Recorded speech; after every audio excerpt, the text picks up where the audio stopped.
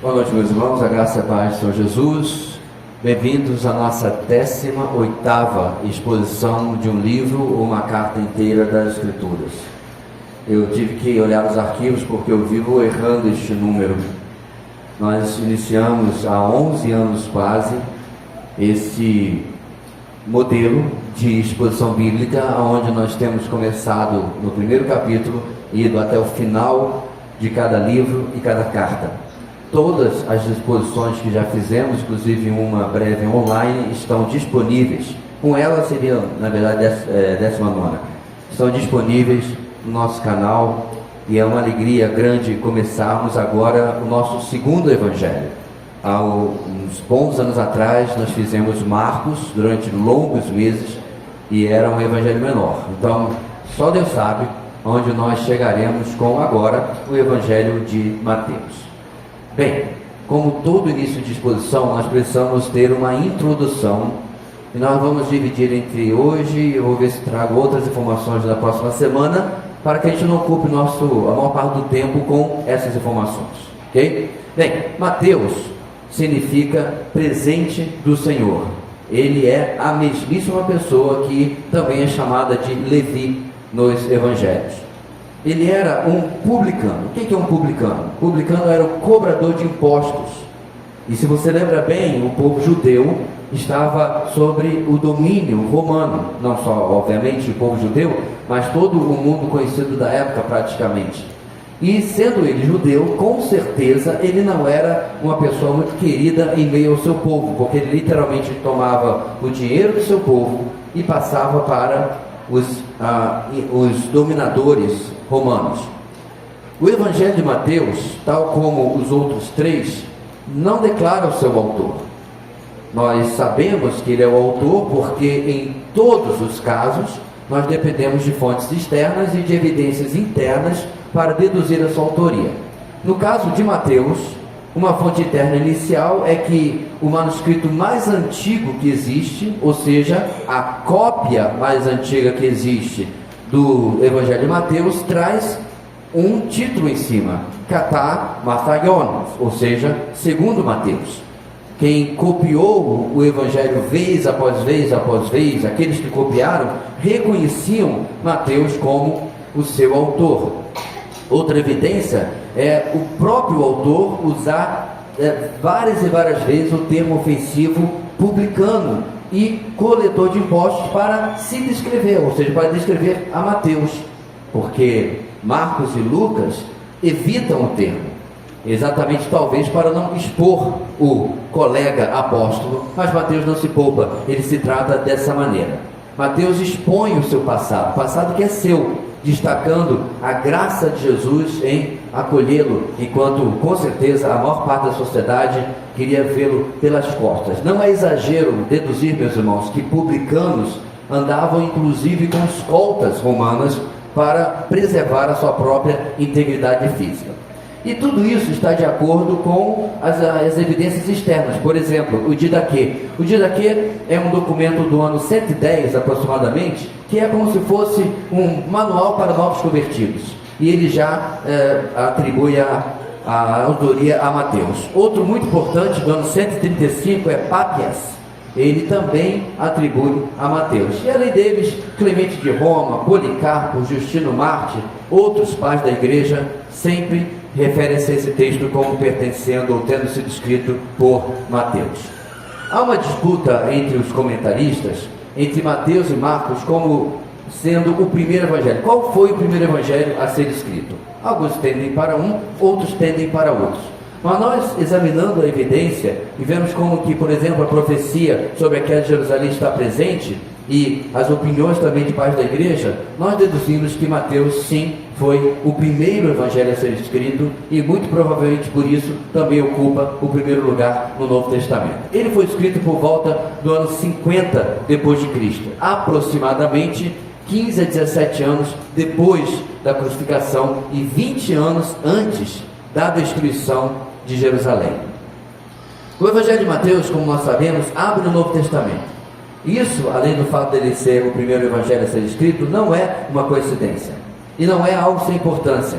Porque Mateus, irmãos, inclusive nós quisemos destacar isso na nossa breve vinheta do começo que vocês viram, ele faz ou descreve para os judeus essa transição do Antigo para o Novo Testamento.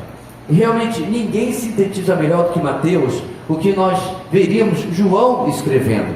Veio para o que era seu, mas os seus não o receberam. João capítulo 1, versículo 11. Então Mateus, irmãos, faz essa conexão entre o Antigo Testamento com o Novo Testamento. Ele mostra como o povo da aliança reagiu à revelação do seu tão esperado e aguardado Messias. E a reação não foi das melhores.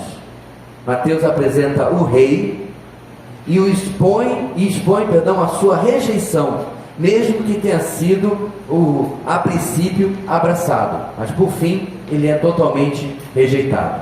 Porém, meus irmãos, à medida que o povo de Israel percebeu que ele não se encaixava no que eles esperavam como rei e como Messias, ele é progressivamente abandonado e rejeitado até finalmente chegar à sua traição, o complô contra ele das autoridades e a sua morte na cruz do Calvário.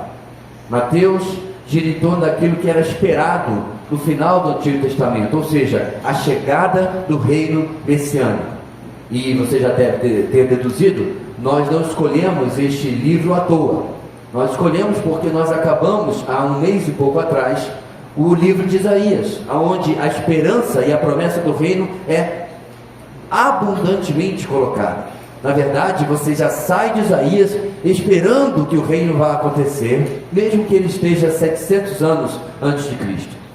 Quando chega em Mateus, a expectativa do reino é grande, tanto que o povo esperava ansiosamente para que este reino e este rei removesse os romanos da figura e Israel pudesse voltar aos seus tempos de glória. E é claro que essa expectativa também é verdade para os demais evangelistas, para Marcos, Lucas e João, mas Mateus destaca isso mais do que os demais, uma vez que ele escreve, como eu disse, focado ao seu povo, ao povo judeu, e de uma perspectiva judaica, coisa que nós vamos explicar à medida que caminharmos em diversos textos e essa evidência ficar cada vez mais aparente.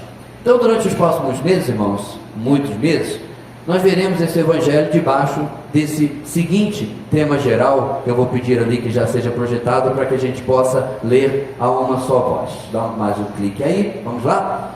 O Messias prometido realiza o plano divino da redenção, apesar da sua rejeição retardar a promessa do reino. Então, o que o nosso tema traz? Isso você precisa ter em mente todo o tempo que caminharmos nesse texto. Jesus concluiu a redenção. A palavra que vimos inclusive no nosso retiro, o brado da cruz, está consumado, tetelestai, confirma para nós que não há mais nada a ser feito quanto à redenção dos homens. Não há nada a ser acrescentado, e essa inclusive é onde muitas das seitas pseudo-cristãs falham, onde eles dizem que agora, com a chegada deles, a igreja realmente vai. Agora, com a chegada deles, as pessoas realmente vão ouvir o Evangelho. Negativo. O Evangelho foi consumado na cruz, foi confirmado na ressurreição, e isso o Messias realmente fez. Contudo, como está escrito aí, a sua rejeição retardou a promessa do reino. Nós tratamos, irmãos, o reino na Bíblia de uma maneira dupla, se você quiser colocar assim. Existe, é claro, o reino de Deus espiritual. O Senhor reina sobre tudo. Ele é o rei do universo. Ele é rei de tudo.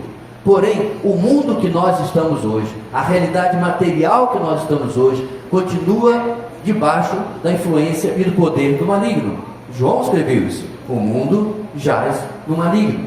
O sistema de coisas deste mundo está sob a regência de Satanás, de uma forma ou de outra. Bem, haverá o dia aonde Satanás será preso, vimos isso em nossa EBD também, e o Senhor Jesus reinará, e este reino que agora foi retardado, finalmente chegará ao seu cumprimento. Mas isso não acontece em Mateus, obviamente, porque ainda não aconteceu até os nossos dias, e isso é algo que veremos, obviamente, em outras passagens. Bem, voltando-nos agora exatamente para o nosso texto, eu quero convidar todos a deixar a sua Bíblia aberta em Mateus e já reparar como é que o nosso texto começa. Se você perceber, nós temos mais uma longa lista de nomes. Então, as grávidas têm aí grandes oportunidades, principalmente de nomes masculinos, para escolher, né? Você pode botar o nome do seu filho de Jeconias, de Jotão, né? Um J grande, e assim por diante. E alguns nomes de mulheres também, por exemplo, Raabe. Eu nunca conheci uma menininha chamada Raabe. É um preconceito que eu não sei porquê. Mas se vocês lembram bem, irmãos, se os mais antigos sabem, nós já passamos por textos assim. Em Esdras, em Neemias, em Gênesis nós passamos. E eu sempre digo, irmãos, nenhuma letra das Escrituras está aí por acaso. Nenhum escritor bíblico disse, a minha obra está muito fina, deixa eu escrever mais, né? Tipo eu fazia com as minhas monografias para poder impressionar o professor. Não, os escritores bíblicos escreveram tudo que o autor, com A maiúsculo, desejava que escrevesse. Isso inclui as nossas listas de nome, as nossas genealogias. Bem, nosso texto de hoje é Mateus 1, de 1 a 17, e a nossa grande ideia que nosso texto vai nos trazer é a seguinte: o rei aguardado tem revelado na história o que dele devia ser esperado. O rei aguardado tem revelado na história o que dele devia ser esperado. É isso que nós vamos aprender nesse texto nosso de hoje. Como eu disse, Mateus começa com uma genealogia, isto é, a lista de antepassados, no caso de Jesus, o Messias. Mateus traça a linhagem de Jesus por meio do seu pai terreno, José. Dessa forma, irmãos, Mateus estabelece o direito legal de Jesus ao trono de Davi, o direito de linhagem de Jesus ao trono de Davi. Mas outro evangelho contém a genealogia de Jesus também. Me refiro ao evangelho de Lucas. Lucas, por outro lado, traça a linhagem de Maria para Jesus. E muitos intérpretes defendem que Lucas, ao apresentar a genealogia de Maria, ele mostra que ela também estava na linhagem de Davi, que portanto Jesus foi qualificado como rei, como Messias, por José, já que era o herdeiro legal, o filho mais velho, e também por Maria, por ser descendente de Davi também. Então, não há discussão sobre essa parte. Em geral, meus irmãos, Mateus começar a incluir a genealogia, possui pelo menos 4 significados, 4 importâncias para nós. Primeiro, genealogias provavam os direitos de cada judeu. Neste caso, o direito messiânico e o direito ao trono de Davi. Por exemplo, quando Esdras retorna com o povo da Babilônia, o povo estava um tanto quanto meio misturado, as tribos e tudo mais. Ele tinha que descobrir quem poderia assumir a função levítica e a função sacerdotal. Então ele faz uma genealogia para saber se fulano era filho realmente da tribo de Levi, ou era de Asser, ou se era de Ruben, ou assim por diante, porque só os levitas poderiam ser levitas, só os que eram da tribo de Levi. Essa é a função de genealogia. Genealogias também, irmãos, número 2, provavam simplesmente que a pessoa realmente existiu. Então nós não estamos falando de uma pessoa fictícia. Ele tem família, ele tem linhagem, ele tem uma árvore genealógica que comprova que ele existiu. Pastor, mas isso é importante? Bem, há alguns ateus, não os inteligentes, existem ateus extremamente inteligentes, e esses não negam que de fato existiu um homem chamado Jesus, que viveu em Nazaré, e que muitos o seguem. Eles não negam isso, eles negam outras coisas, que ele seja Deus, e assim por diante.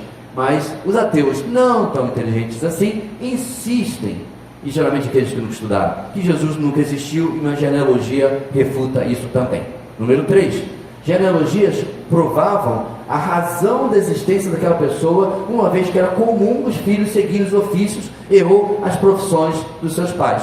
Por isso que Jesus é carpinteiro, assim como seu pai também era. Então era muito comum, meus irmãos, não tinha SESC, não tinha um lugar assim para você aprender uma função. Você aprendia com o seu pai, não? Você aprendia com a função, o artífice, a habilidade que ele tinha, e ela era passada adiante. E 4, finalmente, genealogias provavam exposição pública, isto é, que não havia nada a esconder. Jesus não estava oculto aí no meio da multidão. Ele mostra: sou do seu povo, sou parte de vocês, e estou aqui para cumprir aquilo que deveria fazer. Bem, como eu disse, a nossa grande ideia vai nos mostrar que na história deste homem há indícios, há evidências daquilo que caracterizaria a sua vinda e a sua própria pessoa. Então vamos ler, irmãos, o Evangelho de Mateus, do versículo 1 até o versículo 17, nesse início do Evangelho, para entendermos como isso vai se desenrolar no texto bíblico, ok? Dá uma olhada à sua direita e esquerda, ver se alguém precisa pedir uma ajuda, uma carona, e vamos ler na NVI esse texto. Diz assim, verso 1: registro da genealogia de Jesus Cristo, filho de Davi. Eu sou um grande solista, mas gostaria de cantar em coro hoje. Vamos lá, irmãos, juntos? Registro da genealogia de Jesus Cristo, filho de Davi, filho de Abraão. Abraão gerou Isaque, Isaque gerou Jacó, Jacó gerou Judá e seus irmãos. Judá gerou Pérez e Zerá, cuja mãe foi Tamar. Pérez gerou Esrom, Esrom gerou Arão e Arão gerou Aminadab. Aminadab gerou Naasson, Naasson gerou Salmão, Salmão gerou Boaz, cuja mãe foi Raabe. Boaz gerou Obed, cuja mãe foi Ruth. Obed gerou Jessé, e Jessé gerou o rei Davi. Davi gerou Salomão, cuja mãe tinha sido mulher de Urias. Salomão gerou Roboão, e Roboão gerou Abias. Abias gerou Asa, Asa gerou Josafá, Josafá gerou Jorão, Jorão gerou Uzias, Uzias gerou Jotão, Jotão gerou Acás, Acás gerou Ezequias. Ezequias gerou Manassés, Manassés gerou Amon, Amon gerou Josias, e Josias gerou Jeconias e seus irmãos, no tempo do exílio na Babilônia. Depois do exílio na Babilônia, Jeconias gerou Salatiel, Salatiel gerou Zorobabel, Zorobabel gerou Abiúde, Abiúde gerou Eliaquim, Eliaquim gerou Azor, Azor gerou Sadoque, Sadoque gerou Aquim, Aquim gerou Eliúde, Eliúde gerou Eleazar, Eleazar gerou Matã, Matã gerou Jacó, e Jacó gerou José, marido de Maria, da qual nasceu Jesus, que é chamado Cristo. Assim, ao todo, houve 14 gerações de Abraão a Davi, 14 de Davi ao exílio na Babilônia, e 14 do exílio até o Cristo. O rei aguardado tem revelado na história como ele devia ser esperado. Mas vamos ver, meus irmãos, em várias partes da nossa genealogia, algumas dessas características que já evidenciavam que Jesus era fora da curva, que ele não era o que eles esperavam, que ele não era aquilo que eles até desejavam. E a primeira coisa que esse texto vai nos trazer está no versículo 1, versículo 2: o rei aguardado vem por promessa planejado. O rei aguardado vem por promessa planejado, versos 1 e 2. As primeiras palavras que nós temos escritas por Mateus já claramente revelam o seu propósito central: promover ou comprovar que Jesus é de uma linhagem especial. Todos os judeus eram filhos de Abraão, claro, até hoje, mas nem todos eram filhos de Davi. E em especial, ser filho de Davi, isto é, da sua descendência, carregava o privilégio da linhagem real. Com certeza, mesmo os mais humildes do povo tinham uma pontadinha de orgulho, de satisfação, porque eram filhos de Davi, da sua linhagem. Desde as primeiras palavras do seu evangelho, Mateus registrou o seu tema central e personagem central como sendo Jesus. Agora, não qualquer Jesus, porque Jesus, irmãos, era um nome extremamente comum. Jesus, ou Yeshua, nada mais é do que praticamente o mesmo nome que Josué. E com certeza, muitos judeus tiveram a mesma inspiração que o Danilo de homenagear o herói da conquista da terra prometida, quando teve o seu filho. Josué, com certeza, irmãos, estava nos top 10 dos nomes judaicos, porque era um camarada, né, que fez grandes coisas pelo povo. Era o ajudante de Moisés, ele era o capitão da conquista da terra prometida, e era um homem fiel a Deus. Então havia muitos Yeshuas. Mas então, quem é esse aqui? Este é Yeshua HaMashiach, Jesus o Messias. Essa é exatamente, irmãos, a significância da palavra Cristo. Em lugar de traduzir a palavra grega Christos, o português resolveu transliterar. O que é transliterar? Pegar uma palavra em um idioma e transliterar para o nosso, especialmente um idioma que não usa as nossas letras, certo? E nós fazemos isso costumeiramente. Nós aportuguesamos palavras, certo? Quantas vezes você já deletou coisas? Isso não existe no português.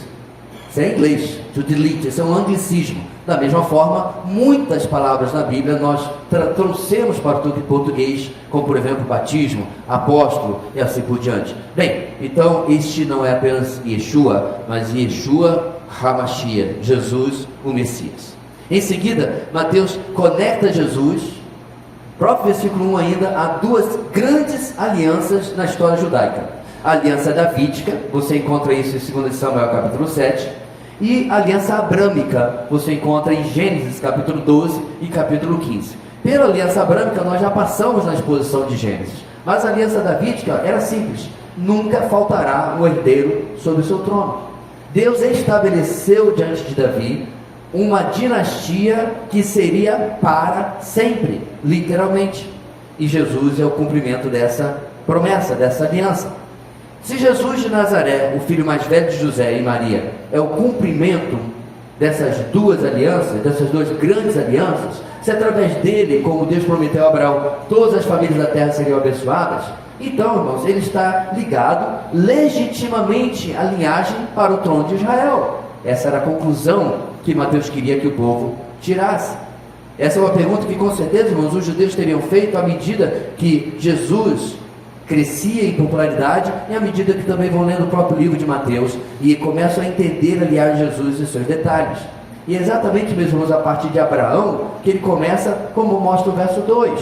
Tudo antes não importava. Repare que se você for lá na genealogia de Lucas, ela vai até Adão, porque Lucas está interessado em apresentar Jesus como o homem ideal, mas não Mateus. Mateus está apresentando Jesus como o rei esperado, como o rei aguardado. Ele é aquele que havia sido prometido, e assim como ele foi planejado, ele chegou. Esta é a primeira lição. O rei aguardado vem por promessa planejada. Deus prometeu, e o fio escarlate, o fio vermelho da história, trouxe o Messias, o rei, até nós. Mas o que veremos é que há muitas outras sutis lições na árvore genealógica de Jesus. Seriam todos pessoas nobres? Seriam todos pessoas de boas índoles? Seriam todos pessoas que você gostaria que seu marido fosse, por exemplo, amigo? Ou que você gostaria que andasse com a sua esposa? Acho que não. Nossa segunda percepção na genealogia de Jesus, irmãos, é a seguinte: o rei aguardado vem de quem é por muitos rejeitado. O rei aguardado vem de quem é por muitos rejeitado, versos 3 até o verso 5. Quando você lê esses versos, você percebe que mulheres são incluídas na genealogia. Irmãos, a inclusão de mulheres na genealogia, ou em qualquer genealogia, é algo que chama atenção, que salta ao texto. Por quê? Mulheres não eram incluídas. Isso não se trata de algum desprezo pelo sexo feminino, mas se deve ao fato de que nós estamos, naquela época, em uma sociedade patriarcal, onde os homens centralizavam as decisões, bem como também deveriam proteger e prover as mulheres e crianças. Em outras palavras, é uma época que homem era homem mesmo, era homem com H, não fazia skincare, não ficava fazendo as coisinhas que a gente vê hoje em dia. Eu quero destacar isso, meus irmãos, porque as feministas e o mundo de hoje coloca o patriarcado como algo ruim, mas na sua essência o patriarcado significa: nós morreremos antes de vocês, nós proveremos antes que você tenha que sequer levantar um dedo, nós cuidaremos de tudo. Isso é o patriarcado. Essa é a razão porque os homens tinham nessa época o destaque, e eles estavam presentes quando se fazia uma linha genealógica. Ainda assim, quando um judeu começa a ler o livro de Mateus, ele é surpreendido. No verso 3, ele cita Tamar. E eu espero que você ainda lembre a nossa exposição de Gênesis o suficiente para lembrar quem é Tamar. E caso você tenha esquecido, Ela e Judá, que está relacionado no verso como tendo 2 filhos gêmeos, né, com ela, não eram marido e mulher. Eles eram nora e sogro. O que aconteceu, meus irmãos? Tamar perdeu o seu marido. E Deus, diz o texto, matou os que vieram depois, porque era a função dos irmãos do falecido ter um filho com a sua cunhada para suscitar descendência ao seu irmão falecido. E seus irmãos tomaram medidas para não acontecer isso por motivos egoístas. E eles foram sendo mortos pelo Senhor e só sobrou o caçulinha lá, que ainda era de menor de idade, né? E o que Judá falou? Tamar, vá para a casa do seu pai. Quando o meu filho tiver idade, eu a chamarei de volta. E o pobre do menino, sei lá, 16, 17, 18 anos, teria que cumprir essa função. Sabe lá quantos anos Tamar já tinha nessa época? Ponto não é esse. Ponto é que Judá mentiu. Judá não chamou Tamar. Judá trapaceou. E sentindo-se trapaceada, ela procurou a justiça. Não.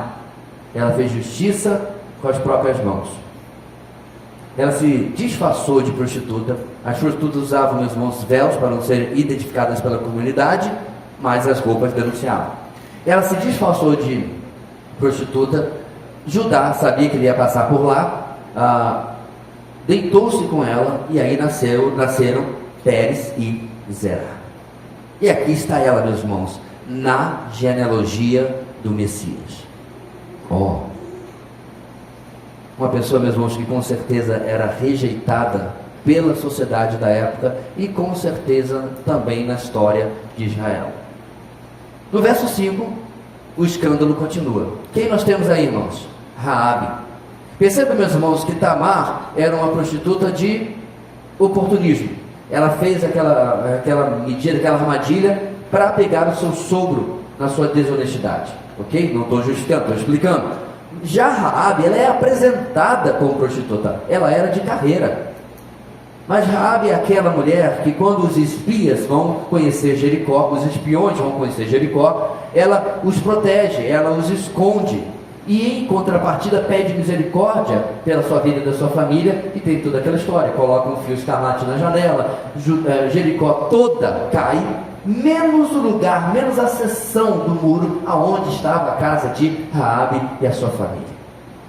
E aí, irmãos, ela é incluída, ela é poupada e é acolhida no povo de Israel, e acontece dela estar pertinho, aqui na ordem, vamos ver, versículo 5, Salmão gerou Boaz, cuja mãe foi Raabe, Baá gerou Obed, cuja mãe foi Obed, Jessé, tataravó de Davi, pertinho do rei Davi.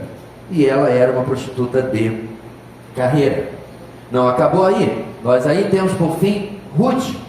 Ela, por outro lado, meus irmãos, não era uma prostituta, não, era uma mulher extremamente honrada. Tendo ficado viúva, e a sua sogra também, e a sua cunhada também, né? Morreram todos os homens da família, ela não abandona. Aí vem aquele versículo, o pessoal usa em casamento, não tem nada a ver com casamento, né? Onde tu fores, irei eu, teu povo será o meu povo. O povo gosta de usar texto fora de contexto, né? É uma declaração de uma nora para sua sogra, e não uma declaração de amor. É uma declaração de amor, mas não um amor romântico, um amor de ver aquela idosa viúva e não deixá-la sozinha. Então ela é essa mulher honrada, mas tem outro problema. Ruth é moabita. Portanto, meus irmãos, ela é um povo fora da aliança de Israel com o Senhor. Qual era mesmo, meus irmãos, o apelido carinhoso que os judeus chamavam os não-judeus? Cão gentio. E o pensamento aqui, meus irmãos, não é uma shih tzu bonitinha como a minha Julie, não. Cão gentio é um cão sarnento, cão feio. Essa é a ideia que eles passavam sobre os não-gentios, ou não-judeus, perdão. Então nós temos, meus irmãos, uma prostituta de ocasião, uma de carreira e uma moabita. E todas mulheres, aquelas que sintetizavam muito da rejeição em Israel, muitas vezes uma rejeição hipócrita. Por que hipócrita? Porque os mesmos que rejeitavam prostitutas, muitas vezes usavam dos seus, por falta de outra palavra, serviços. Uma rejeição hipócrita. Mas, meus irmãos, a genealogia de Jesus já anunciava o Messias que iria acolher os rejeitados. De fato, o Deus que acolhe os rejeitados, é o nosso Deus. Essa era uma das razões porque os religiosos daquela época odiavam a Jesus. Os párias do povo, os rejeitados, os pecadores, literalmente esse era o título que eles davam aos outros. Ele come com pecadores. O que Jesus responde? Não são os sãos que precisam de médico, mas os doentes. Se vocês entendessem, isso ele está dizendo para os líderes religiosos, tá? Se vocês entendessem que vocês são doentes, eu poderia ajudá-los, mas vocês se acham sãos, vocês se acham curados, e a sua arrogância será, com certeza, a sua ruína. E assim, meus irmãos, Mateus enfatiza que Jesus mostra que Deus escolhe como lidar com as pessoas, não por causa dos seus méritos, mas por causa da sua graça. E de passagem, Mateus começa a confrontar o orgulho judaico, ao provar que o filho de Davi, o Messias, receberia aqueles que eles, geralmente, virariam os rostos. Mas isso ainda parecia insuficiente. Mateus aumenta mais um pouco a intensidade do seu argumento. Não apenas o Messias receberia os rejeitados, mas ele também os perdoaria. E para ilustrar isso, versículo 6. Obed gerou Jessé no final do 5, e Jessé gerou o rei Davi. Davi gerou Salomão, e aí vem um pequeno comentário, cuja mãe tinha sido mulher de Urias. Terceiro ponto da nossa mensagem: o rei aguardado vem de quem o perdão é manifestado. O rei aguardado vem de quem o perdão é manifestado. O verso 6, meus irmãos, finalmente chega a Davi. Era extremamente importante provar que Jesus era descendente de Davi. No caso de Mateus, a linhagem está sendo traçada, como eu disse, pelo lado de José, o seu pai. José não era, de maneira nenhuma, o pai biológico de Jesus, mas ainda assim era o seu pai. Como diz o ditado popular, pai é o que cria. E assim vai. E dessa forma Jesus possuía direito ao trono de Davi. Mas o detalhe importante desse verso, irmãos, não é nem a menção de Davi, é a última frase. A linhagem segue até José por meio de Salomão, e essa informação poderia bastar. Ele poderia simplesmente dizer, meus irmãos, e Jessé gerou o rei Davi, e Davi gerou Salomão, e seguir a vida. Mas não, ele coloca uma informação aqui. Já disse, irmãos, está nos detalhes. Tem um ditado que eu gosto do contrário, diz que o diabo está nos detalhes. Eu prefiro ver Deus nos detalhes. O detalhe é, cuja mãe tinha sido mulher de Urias. Irmãos, qualquer judeu sabia, e eu espero que qualquer cristão verdadeiro também saiba, que Salomão era filho de Batseba. No tempo que os reis estavam na guerra, Davi estava no palácio. Ele olhou para o outro lado da sua rua, não sei o tamanho desta rua, ou se ele tinha um binóculo, o que ele tinha, mas calhou desta mulher estar tomando banho no topo da sua casa, de onde ela morava. E ela era Batseba. Você conhece a história? Ele manda chamá-la, ele se deita com ela, ela engravida. E para esconder o seu pecado, ele chama Urias para que ele viesse para casa, na esperança que ele também se deitasse com Batseba e tudo ficasse escondido. Sim, meus irmãos, é pior que a novela da Globo. Só que não acaba aí. Urias era tão honrado que ele dorme com os soldados. Ele fica lá, estava todo mundo, ele não vai para casa. Como eu dormiria na minha casa se meus companheiros estão lá? O cara era honrado, e nem judeu era, diga de passagem. Era Urias o Hitita. Bem, Davi tem um novo plano. Ele manda Urias para a frente de batalha. Ele literalmente manda o seu comandante colocar lá onde o pessoal levava flechada, pedrada, lanceada, enfim. E ele estava na pior situação possível. Aconteceu o que tinha que acontecer. Urias morreu. Aí Davi manda uma mensagem: não se preocupe com isso. A espada não escolhe. Irmãos, Davi está irreconhecível. Talvez alguns lembram quando o Esdras era pequenininho, ele era fanzoca de Davi. Nós estávamos no grupo de vida, e o comentário dele no nosso grupo de vida, na verdade ele estava meio precoce no grupo de vida, porque ele era bem pequenininho. Grupo de vida Renovo, naquela época. E o comentário dele foi o seguinte: eu estava triste aquela semana, porque ele tinha lido esse texto. E o comentário dele foi: porque Davi se comportou como Saul. Na mosca, filho, na mosca. Davi está reconhecível, irmãos. O que a cabeça da gente acontece com o pecado? Como diz Carlos Oswaldo, o pecado emburrece. A gente é capaz das piores coisas. E assim aconteceu, meus irmãos. E aí está. Batseba não é citada, com certeza, mas o que acontece naquela história, meus irmãos? O filho gerado por esse adultério foi levado pelo Senhor como parte da punição a Davi. Porém, em uma demonstração prática de como o perdão de Deus é acima, onde o pecado abunda, superabunda a graça, sempre. Olha quem está em cima de Samuel capítulo 12. Depois Davi consolou sua mulher Batseba e deitou-se com ela. Agora, de fato, ela era a mulher dele. O filho do adultério foi levado pelo Senhor. E aí diz, e ela teve um menino, a quem Davi deu o nome de Salomão. E olha a última parte do versículo 24. O Senhor o amou. Irmãos, a extensão do perdão do nosso Deus nunca deixa de me surpreender. É tão longe da mesquinhez do meu.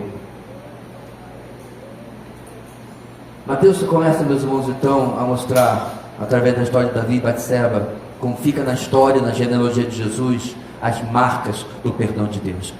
O povo de Israel começa a entender a que veio esse Messias. Ele não veio para pegar em espadas, ele não veio para pegar em escudo, ele não veio para pegar em lanças. Ele veio para perdoar. É óbvio que o perdão, meus irmãos, nunca acontece quando o nosso coração está empedernido. Quando o nosso coração é impenitente. A gente viu isso abundantemente no nosso retiro. Mas quando, meus irmãos, a contrição, a nossa cerviz é quebrada e nós nos humilhamos na presença do Senhor, o coração de Deus sempre nos perdoa. Nesse verso, meus irmãos, também temos o terceiro rei de Israel. Sobre esses, costuma-se dizer, esses três primeiros, costuma-se dizer o seguinte: Saul, que não está no texto, mas é o primeiro rei, não tinha coração para Deus. Já Davi, no texto, era o rei segundo o coração de Deus. E Salomão era um rei com um coração dividido entre Deus e entre muitas outras coisas. Isso é a ponte, meus irmãos, perfeita para o nosso próximo ponto. Por quê? Porque ficaria pior do que Salomão. A partir daí, uma sucessão de maus reis seria intercalada com alguns bons reis, marcando a história de Israel, tecnicamente do povo de Judá do sul, e também a genealogia de Jesus. Olha só, esses maus reis não foram evitados, eles são citados aqui também. Quarta coisa, meus irmãos, que a genealogia de Jesus nos traz hoje, versículos 7 até 11. O rei aguardado vem de quem a inconstância é verificada. Já não deu para rimar mais porque está no feminino. O rei aguardado vem de quem a inconstância é verificada, verso 7 até o verso 11. Para aqueles que não estão familiarizados com a história do povo de Deus, a história por trás desses nomes, eu vou dar um breve resumo. E esse resumo também é a própria lista que Mateus escreve, porque Mateus não coloca cada degrau da genealogia de Jesus. De fato, do verso 17, nós aprendemos que ele seleciona 14 gerações de Abraão a Davi, 14 de Davi até o exílio da Babilônia e 14 do exílio até Cristo. O que eu quero dizer? Há outros nomes, certo? Entre um e outro aqui, que ele decidiu não colocar e ficar nesses números exatos, ok? Bem, outra coisa que é preciso ter em mente, meus irmãos, que Davi, o antepassado de todos esses, ele é o padrão de comparação para os reis. Por quê? Porque eles estavam debaixo da dinastia e da aliança davídica. Isto é, cada um andou ou não andou nos caminhos de Davi, seu pai, seu antecessor. Cada um temeu e serviu a Deus, ou abandonou o Senhor e serviu aos ídolos. Essa era o critério de distinção entre um tipo de rei e outro. Roboão, por exemplo, iniciando, desprezou o conselho dos conselheiros do seu pai, Salomão, em baixar os impostos. Antes, ouviu seus amigos da balada, fazendo o peso sobre o povo aumentar ainda mais. Que? Abaixar o imposto? Vou cobrar ainda mais. Deus estava nisso, meus irmãos, porque o povo depois ficou do lado de um rebelde, Jeroboão, e esse se tornou o rei do reino do norte, Israel, e Roboão ficou apenas com o reino do sul, 2 tribos, e diz o texto, Judá fez o que o Senhor reprova. O filho de Salomão já não começa bem a linhagem, já começa do lado mal. Abias foi no mesmo caminho do seu pai, cometendo os mesmos pecados. Já vão 2. Então, para respirar, chegam Asa e Josafá, pai e filho, sobre os quais o texto diz, fizeram o que o Senhor aprova, tal como Davi, seu predecessor. Começou, meus irmãos, o gráfico, né? Desce, sobe, desce, sobe. Esses 2 tiveram ótimos governos e temiam o Senhor. Porém, novamente vem uma sucessão de maus reis. Jorão, que é na verdade Jeorão, na melhor grafia, sobre ele lemos, olha só, andou nos caminhos dos reis de Israel. No norte, meus irmãos, nenhum prestou, tá? Como a família de Acabe havia feito, pois se casou com uma filha de Acabe, e fez o que o Senhor reprova. Ele não tinha que seguir o seu sogro, ele podia estar na contramão e servir o Senhor, mas ele juntou a fome com a vontade de comer, já era uma pessoa desobediente a Deus, juntou-se com Acabe, o rei do norte que acabou com Israel, entendeu? E aí fez tudo aquilo que nós sabemos a partir de Reis. O que mais? Depois dele, já estamos nos dias do profeta Isaías. Lembra da exposição de um mês atrás? Isaías profetizou nos dias de 4 reis, esses que estão no verso 9. Mateus registra Uzias, também conhecido como Azarias. Diz o texto, ele fez o que o Senhor aprova. Jotão, da mesma forma, fez o que o Senhor aprova. Mas uma curva para baixo chega agora com o rei Acais, um rei que rejeitou as palavras do profeta, um rei que fez alianças com povos estrangeiros, um rei que permitiu a idolatria no meio de Jerusalém. Mas aí novamente temos uma recuperação. Chega Ezequias, obediente, apesar de um deslize no final da sua vida, que é inclusive como nós encerramos a exposição de Isaías. Em seguida, meus irmãos, o pior do pior. A lista traz um maligno Manassés. É bom destacar que isso não tem nada a ver com Manassés, filho de Jacó, que deu o nome à tribo de Manassés. Esse é outro homem. Manassés, meus irmãos, fez o que o Senhor reprova, imitando as práticas detestáveis das nações que o Senhor havia expulsado de diante dos israelitas. No topo das suas malignidades, ele ofereceu seu filho vivo em sacrifício a Moloque.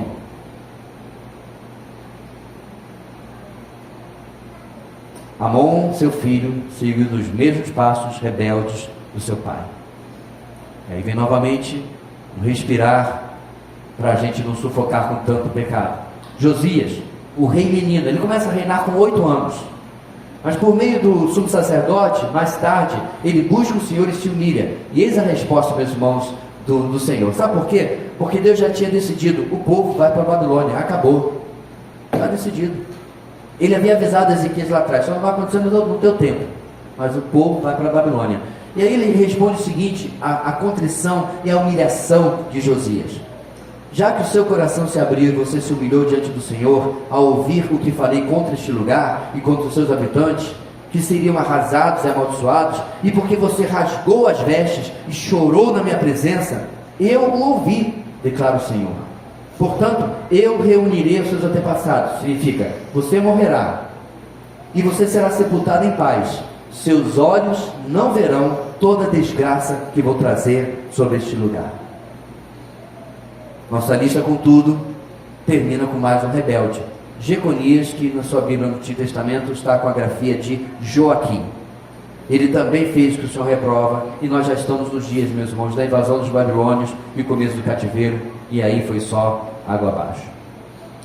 Nem Davi, nem nenhum de seus descendentes, meus irmãos, bons ou maus, obedientes ou rebeldes, conseguiram realmente servir a Deus de forma plena, de forma completa.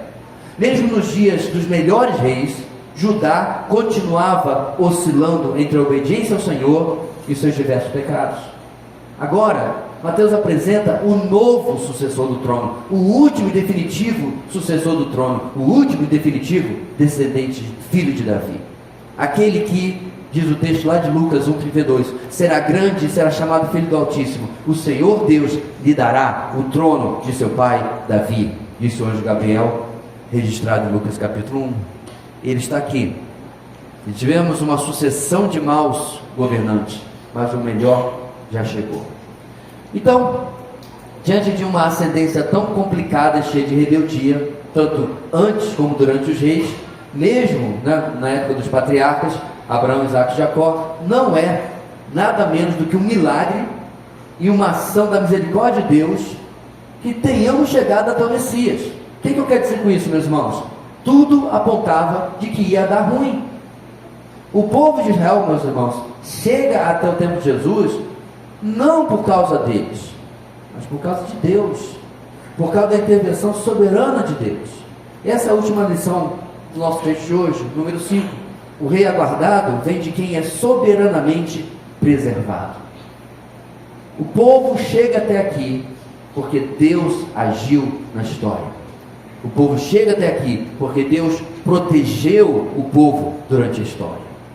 Judá, meus irmãos, estava também afundada em pecado. É só você lembrar da exposição de Isaías.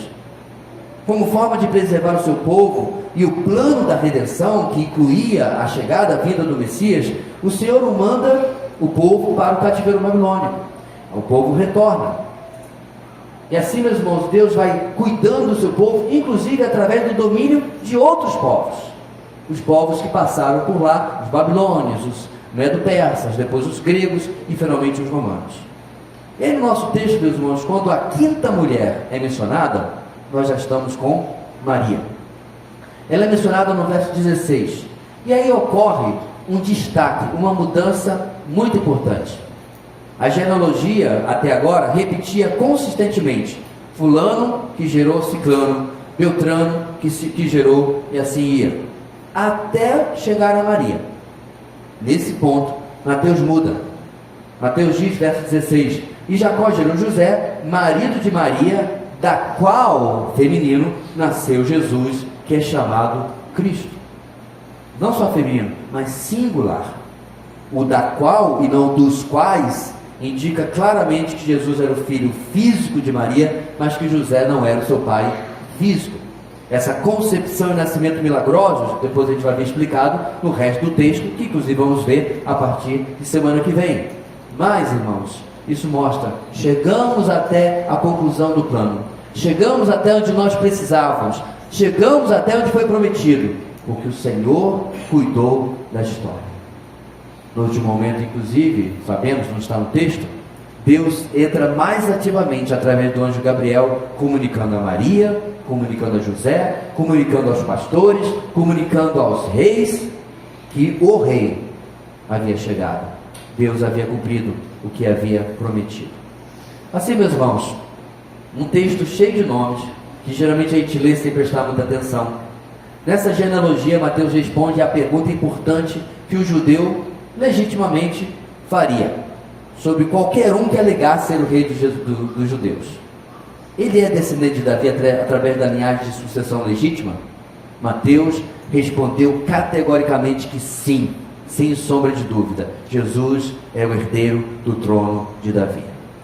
O rei aguardado tem revelado à história o que dele devia ser esperado. Para nós fecharmos essa noite, meus irmãos, eu tenho ainda alguns minutos. O que esse primeiro ponto, acompanha ali, nos traz para a reflexão? Tome sobre a sua vida hoje, meu irmão, minha irmã, a segurança de que todas as promessas do Senhor registradas em sua palavra acerca da sua vida irão se cumprir. Nós inclusive cantamos isso. Nós cantamos: se no deserto eu não ouvir a tua voz, eu me lembrarei das palavras que o Senhor já me falou. Quais palavras? Sonho, revelamento? Não, Escritura. Está escrito: sou mais que vencedor. Romanos 8,37. Está escrito: Deus ao meu lado está. Mateus 28:20. Está escrito que Ele me ama e que jamais me deixará. Apocalipse capítulo 1, versículo 5 e Hebreus 13:5. Está escrito: Deus é o meu provedor. Gênesis 22:14. Está escrito: nada me faltará. Salmo 23, versículo 1. Está escrito que Ele me ama e que jamais me deixará. Meus irmãos, o rei aguardado vem por promessa planejado, e todas as promessas que ele tem para nossas vidas se cumprirão. Na minha e na sua vida, nós vamos passar por obstáculos, por dificuldades. Agora mesmo, eu sei de irmãos que estão passando este deserto que mencionamos lá na canção, na sua vida. Estão comendo o pão que Jeová amassou. Passando em situações e circunstâncias que eu não gostaria de trocar lugar com eles. Mas o que eu tenho falado a esses irmãos é: não esqueça, nosso Deus continua fiel. Ele cumpre absolutamente tudo que Ele nos prometeu. E nada na nossa vida sai do seu controle. Número 2. Em Cristo, se você já se sentiu rejeitado, se você se sentiu não valorizado, você sentiu em algum momento da sua vida, em qualquer circunstância, que você não cabia naquilo ou naquele lugar, em Cristo, hoje você precisa saber que o seu passado não lhe define. Em aconselhamentos, tanto eu quanto minha esposa, acredito que muitos irmãos aqui já viram pessoas extremamente constrangidas a respeito do que fizeram na sua vida. De fato, às vezes nós mesmos fazemos isso com as pessoas. Não as aceitamos porque o seu passado as condena. Essa semana eu conversava com uma mulher que, quando descobriu que eu era crente mesmo, porque ela perguntou se eu era crente mesmo, eu apenas gostava de ouvir música evangélica, música gospel.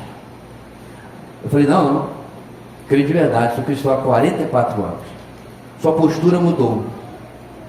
E ela se sente envergonhada da sua vida. Na verdade, meus irmãos, quando nós estamos em Cristo e ela não está ainda, é por isso a vergonha, nosso passado não pesa mais. Ele não vale mais. Quer sejam prostitutas, moabitas, não importa. Paulo disse isso aos Coríntios. A pior e mais difícil igreja do Novo Testamento. O povo de Corinto era tão complicado que quando você era um profano, um imoral, um antiético, você estava corintiano. Não corintiano ou do time, corintiano do. Agindo como um coríntio. Olha o que ele diz, irmãos, capítulo 6 de 1 Coríntios. Você não sabe que os perversos não herdarão o reino de Deus? Não se deixe enganar. Nem imorais, nem idólatras, nem adúlteros, nem homossexuais passivos ou ativos, nem ladrões, nem avarentos, nem alcoólatras, nem caluniadores, nem trapaceiros herdarão o reino de Deus. Eu duvido que eu e você não entramos em pelo menos uma dessas categorias. Mas o texto não termina. Assim foram alguns de vocês. Mas vocês foram lavados, vocês foram santificados, foram justificados no nome do Senhor Jesus Cristo e no Espírito de nosso Deus. O que ele está falando para os coríntios aqui? Se você tem alguma vergonha do seu passado, não tem, porque o presente é totalmente diferente.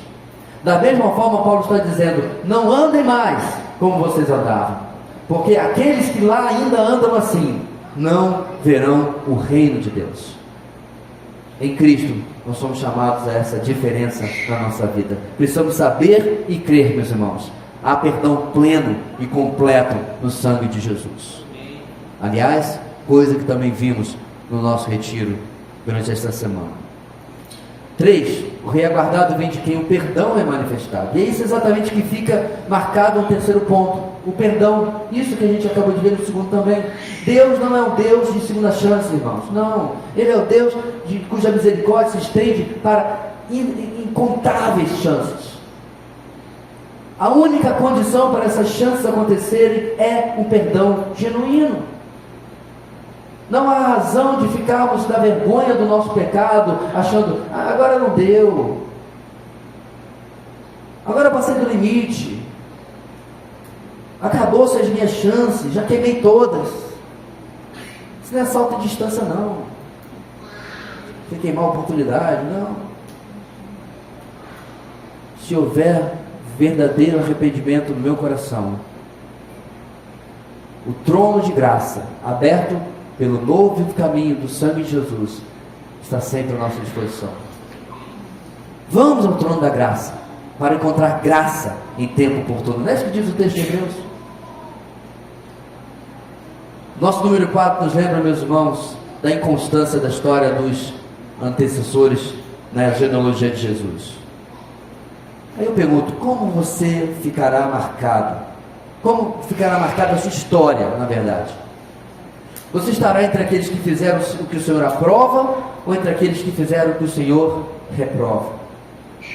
Hoje, meu irmão, minha irmã, você tem um rei com R maiúsculo, um Senhor, um Salvador perfeito. Portanto, refugie-se nele e seja coberto por quem ele é, para viver como ele viveu. Nossas vidas imperfeitas, limitadas, elas são chamadas, meus irmãos, a viver à luz deste rei, viver como ele. Conta-se que um jovem foi pego desertando o exército de Alexandre o Grande.